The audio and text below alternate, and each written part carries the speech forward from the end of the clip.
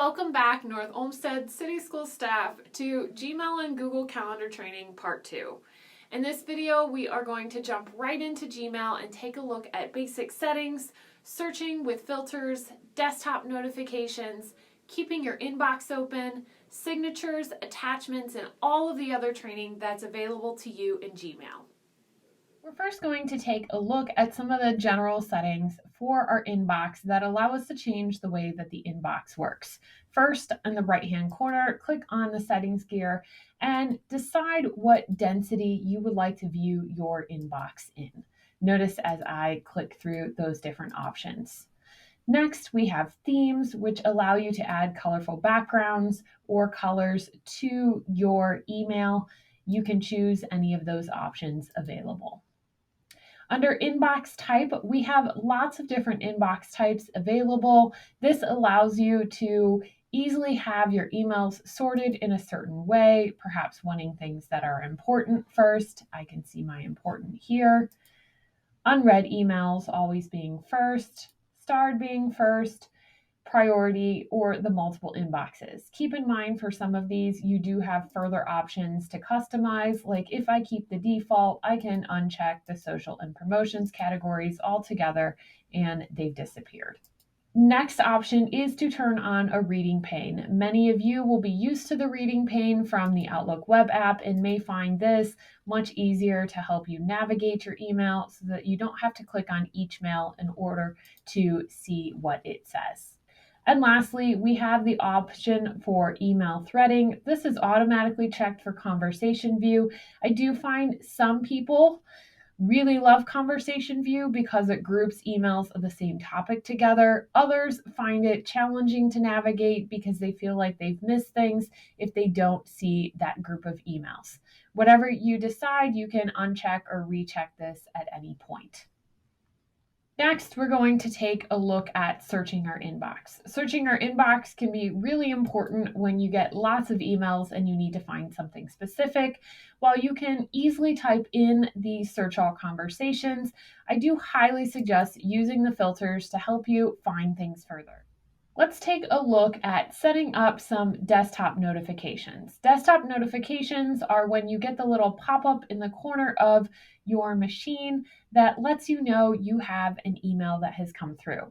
Now, this happens only when your email is open, and you may be used to some of those pinging or those dinging noises when you were using the Outlook web app or Outlook desktop. To do this, we're going to click the settings gear, select See All Settings, and scroll down in the general list until we find the section labeled Desktop Notifications. You can decide if you want new mail notifications on, important ones on, or mail notifications off altogether. The other option you have is to choose which sound you want for those mail notifications. Now, I have mine set as none, because when that notification comes through, I have Windows set to make a dinging noise. And if I turned on a notification sound here, Windows and Gmail were making dinging noises, and it was a lot going on. Once you've made your selection for notification settings, you will want to make sure that you come down and select Save Changes.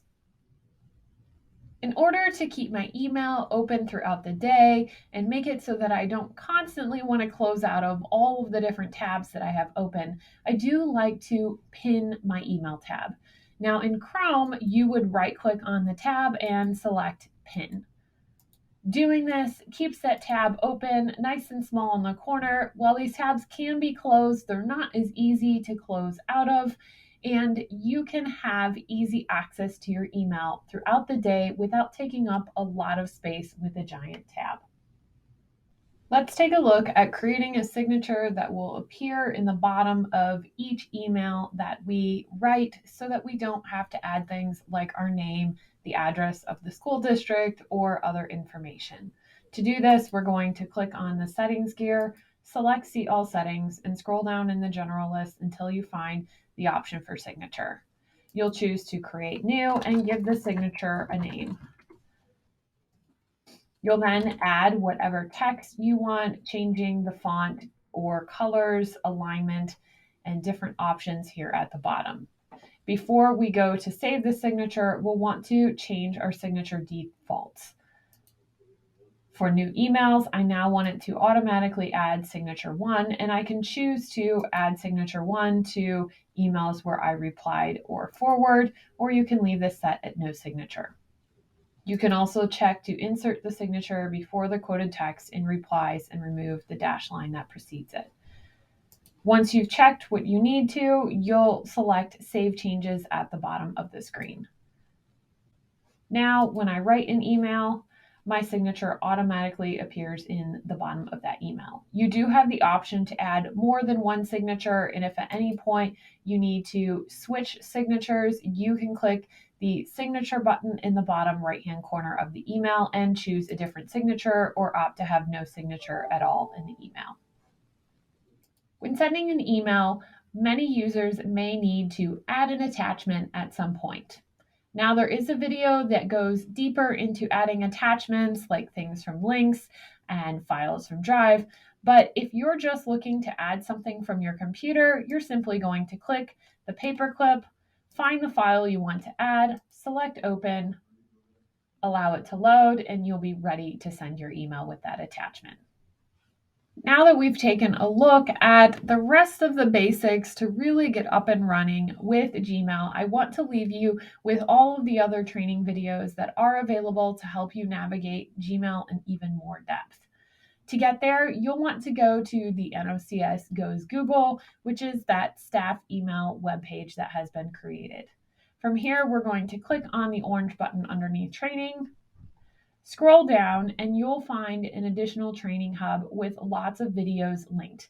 Many of these videos are very short and will help you understand how to do different things like setting away messages, scheduling emails to send later, changing your profile picture, managing contact groups, and so much more.